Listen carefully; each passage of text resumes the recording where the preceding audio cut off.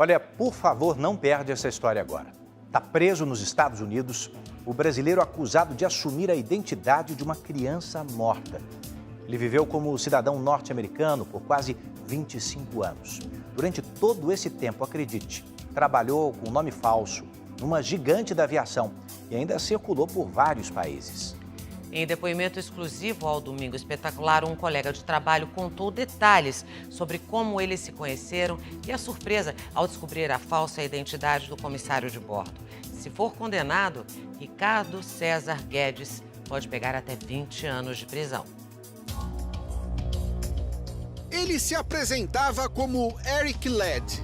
Dizia ser norte-americano, nascido em Atlanta, estado da Geórgia. Durante 25 anos foi assim. E com esse nome, ele trabalhou em uma das maiores companhias aéreas do mundo.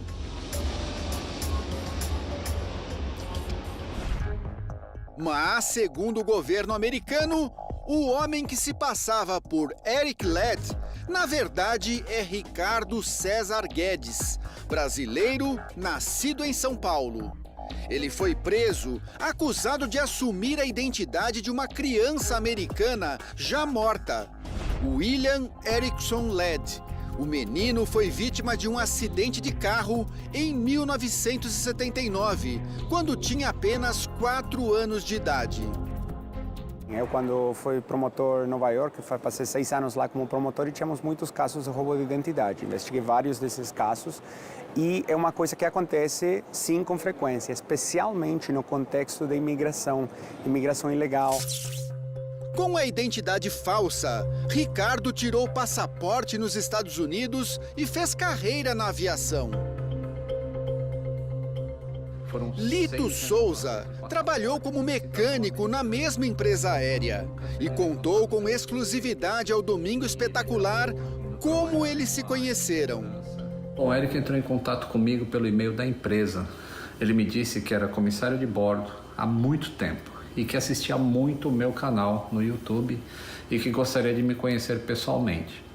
Isso acabou acontecendo por volta de 2019. Ele foi em um evento que eu palestrei em São Paulo e aí nos conhecemos.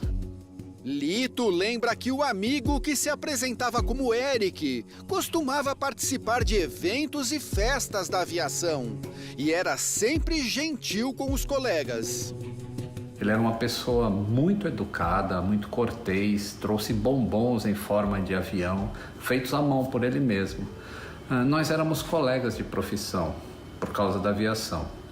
E ele é extremamente apaixonado por aviões.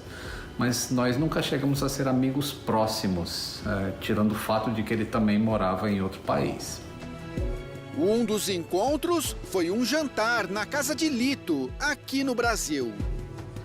Em um dos voos dele para o Brasil, ele combinou um jantar com minha esposa. Foi a segunda vez que eu encontrei pessoalmente, tirando aquela parte da palestra. Sempre muito educado, generoso, trouxe muitos presentes para o meu filho.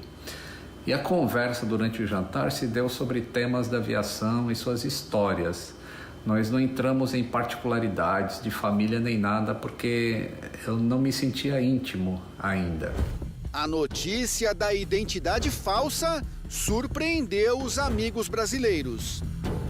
Nós nunca desconfiamos porque nunca passou pela nossa cabeça que ele poderia estar de alguma maneira ilegal lá nos Estados Unidos e por tanto tempo, né? Ele tinha 23 anos de trabalho na mesma empresa que eu. A polícia americana tenta descobrir como o brasileiro conseguiu assumir a identidade de uma criança morta. Segundo a investigação, Ricardo entrou 2 vezes nos Estados Unidos, usando o nome brasileiro e visto de turista. A primeira vez foi em 1994, depois em 1996. Foi nesse ano que ele conseguiu emitir, com nome falso, o documento mais importante dos Estados Unidos, o número da Seguridade Social. É equivalente ao CPF no Brasil. Nos anos seguintes, Ricardo tirou o passaporte e arrumou emprego com a identidade de William Erickson Ladd, o menino morto num acidente de carro. Foi antes do 11 de setembro. Então, os sistemas de segurança, os sistemas de monitoramento de documentos eram diferentes. Era outra época, muito mais antiga, sem ter a segurança que tem hoje em dia. O principal emprego foi de comissário de bordo na United Airlines. Com o nome falso, Ricardo viajou a trabalho para vários países e conseguiu renovar o passaporte americano 6 vezes seguidas. Também acho que vai ser um aprendizado para os órgãos de governo, principalmente o americano, e ele acabou indo trabalhar em uma área de segurança, que é a área da aviação. Então eu imagino que alguns processos, por causa disso, devem ser revistos. As autoridades americanas só começaram a investigar a fraude e o possível uso de nome falso em 2020.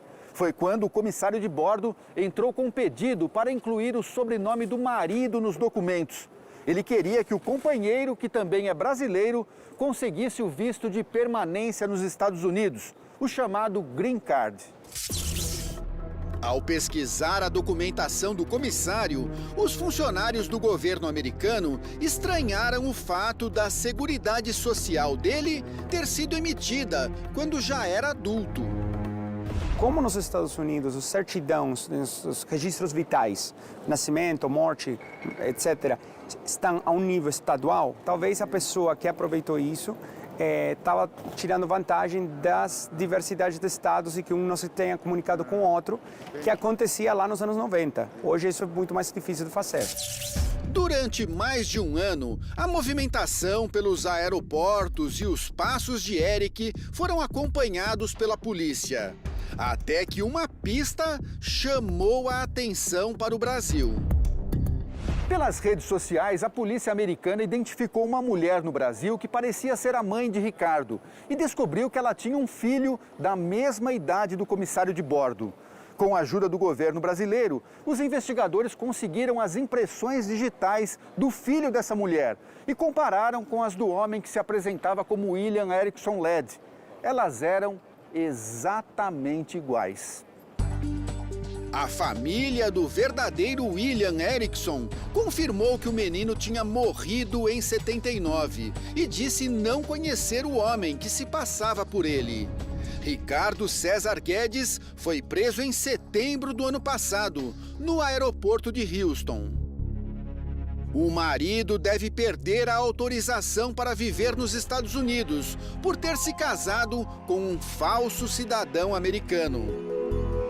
Ricardo responde pelos crimes de declaração falsa, roubo de identidade, falsidade ideológica e entrada fraudulenta em áreas de segurança dos aeroportos.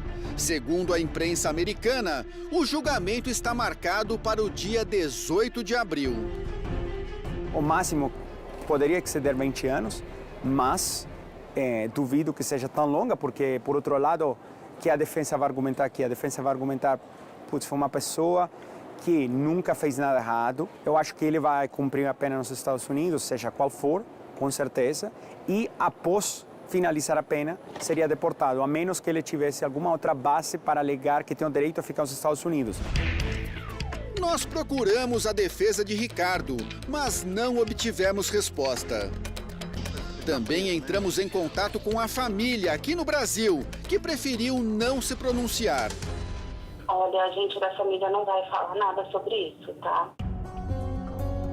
O Itamaraty, por meio do Consulado Geral em Houston, disse que está à disposição para prestar assistência a Ricardo e que, em respeito ao direito de privacidade, só pode passar informações detalhadas sobre o caso com a autorização dos envolvidos. A United Airlines informou que o comissário não trabalha mais lá e que a companhia aérea tem um processo rigoroso para a contratação de novos funcionários, de acordo com os requisitos legais dos Estados Unidos. De verdade, eu achei uma situação bem triste, mas eu acho também que as pessoas têm que pagar pelos erros cometidos. Se eu puder resumir em uma palavra, eu acho bastante triste tudo o que aconteceu.